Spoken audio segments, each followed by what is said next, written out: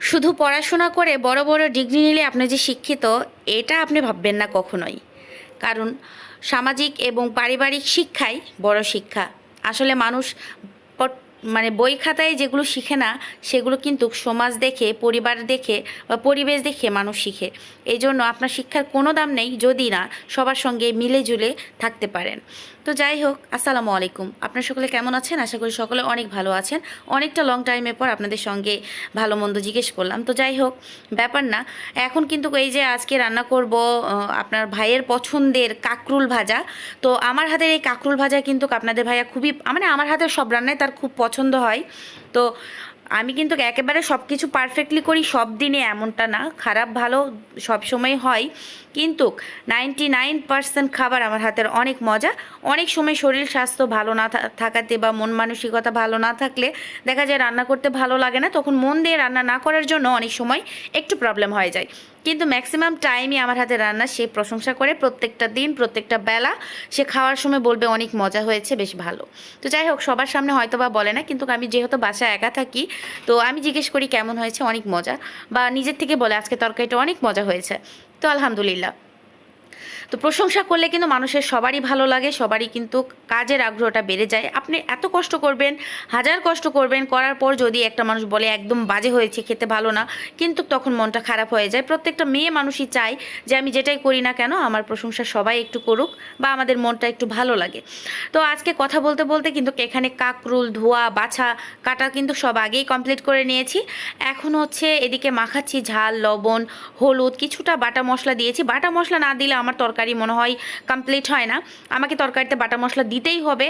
আর এই আস্ত জিরা, এই কমপ্লেন যে কত শুনেছি, আপু আপনি আস্ত জিরা সব তরকারিতে খান বা হচ্ছে সব তরকারিতে বাটা মশলা খান। তো যাই হোক, হ্যাঁ ভাইয়া আমরা খাই বা আপুরা আমরা খাই, আমাদের ভালো লাগে তাই খাই, আমাদের টেস্টটা মানে ওই রকম খেয়ে অভ্যাস, এই জন্য আমরা খাই।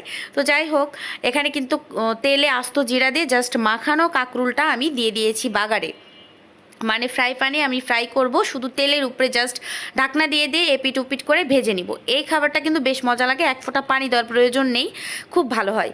তো এখানে হচ্ছে রান্না করব চিংড়ি দিয়ে কচু বেগুন রেসিপি। অলরেডি আমার পোস্ট হয়ে গেছে, রিলস ছাড়া হয়ে গেছে। তো ভিডিও, লং ভিডিও কিন্তু এডিটের কাজ থাকে বা হচ্ছে একটু টাইম মেনটেন করতে হয়, দেখা যায় একটু সময় লাগে বড় ভিডিওটা ছাড়তে। তো অনেক ভাইয়া আপুরা হচ্ছে আমার হাজব্যান্ডকে কমেন্ট করে বা আমার পেজে এসে কমেন্ট করে যে এত ভালো ভালো রান্না কবে খান না খান বা আজকে খেয়েছেন, কিন্তু না, আমার ভিডিওটা যেই দিন করা তার 2-3 দিন পর মনে করেন আমি এই বড় লং ভিডিওটা ছাড়ি আর কি। তো ব্যাপার না, আমরা কিন্তু এগুলো নিজেই খাই, কখনো হচ্ছে রান্না করে কাউকে খাওয়াই না বা হচ্ছে ফেলে দিই না, আমরা নিজেই খাই। কিন্তু হ্যাঁ, আমরা হচ্ছে একটা সময় খাই, 2-3 দিন পর হচ্ছে সেটা হচ্ছে ছাড়া হয়। তো এই আর কি, এই ব্যবধান। তো আজকে রান্না করব কচু বেগুন চিংড়ি মাছ চচ্চড়ি। তো ঝাল লবণ হলুদ বাটা মশলা পেঁয়াজ কাঁচামরিচ দিয়ে ভালোভাবে এটা মাখিয়ে নিয়েছি। আর হাতে মাখানো তরকারি আমার কাছে বেশি ভালো লাগে। অনেকে বলে এত মাখানো তরকারি কেন আপনারা রান্না করেন বা খান, কিন্তু আমাদের কাছে ভালো লাগে, যেহেতু নিত্যদিন যেই রান্নাগুলো করি, যে ভিডিও মানে আপনাদের সঙ্গে যে ভিডিওগুলো শেয়ার করি সেটা কিন্তু আমার রেগুলার ব্লগ। তো আমি কিন্তু প্রত্যেক দিন আনুষ্ঠানিক রান্নাবাড়ি করে আপনাদের সঙ্গে ভিডিও করতে পারবো না বা ভিডিও ছাড়তে পারবো না, কারণ এখানে কিন্তু প্রচণ্ড ব্যয়বহুল হয়। কারণ মানে প্রত্যেকটা ফ্যামিলির কিন্তু একটা আর্থিক অবস্থা বুঝে সেই ব্যয় করতে হবে। তো সেই ক্ষেত্রে কিন্তু আমি নর্মালি যেই রান্নাগুলো করি সেগুলো নিয়ে আপনাদের সঙ্গে কথা বলি। তো যাই হোক, চচ্চড়িটা হাতে মাখিয়ে বসিয়ে দিয়েছি। আর এই যে বললাম, কাঁকরোলগুলো দেওয়ার পর তেলের উপরে জাস্ট ঢাকনা দিয়ে দিয়ে এপিট উপিট করে নাড়াচাড়া করে জাস্ট ভাজা নিতে হবে। আর এটা কিন্তু আধা হওয়া হয়ে গেলাম, পেঁয়াজ আর কাঁচামরিচটা অ্যাড করেছি। কাঁচামরিচ আর পেঁয়াজ পরে অ্যাড করলে কি হয়, কাঁকরোলের সঙ্গে বেশ ভালোভাবে ভাজাটা হয়ে যায়। আর যদি আপনি প্রথমেই দিয়ে দেন তাহলে কিন্তু পেঁয়াজ আর কাঁচামরিচটা বেশি তাড়াতাড়ি পুড়ে যায় বা কালারটা একটু চেঞ্জ হয়ে যায়। আর এভাবে দিলে কিন্তু সব কালারটা একদম ব্যালেন্সে থাকে, বেশ ভালো লাগে খেতে বা দেখতেও সুন্দর লাগে। আর এখানে কিন্তু চচ্চড়িটা আমার হওয়ার কাছাকাছি হয়ে এসেছে। তো আর কিছুক্ষণের মধ্যে আমি নামিয়ে নিব। দুইটা তরকারি আমার একদম কমপ্লিট।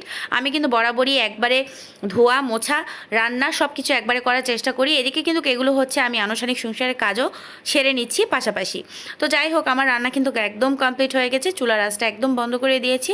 আর হ্যাঁ, নতুন নতুন বন্ধুরা যারা আমার চ্যানেলে একদমই নতুন, ফলো করবেন, সাবস্ক্রাইব করবেন আর আমাকে অনেক অনেক ভালোবাসাতে পাশে থাকবেন। ভিডিওতে সুন্দর একটি কমেন্ট এবং লাইক করে আমার পাশে থাকবেন আর আমার জন্য অনেক অনেক দোয়া ও ভালোবাসা রাখবেন। দেখা হচ্ছে নেক্সট ভিডিওতে। আপনারা সকলে ভালো থাকুন, সুস্থ থাকুন। আল্লাহ হাফেজ, আসসালামু আলাইকুম।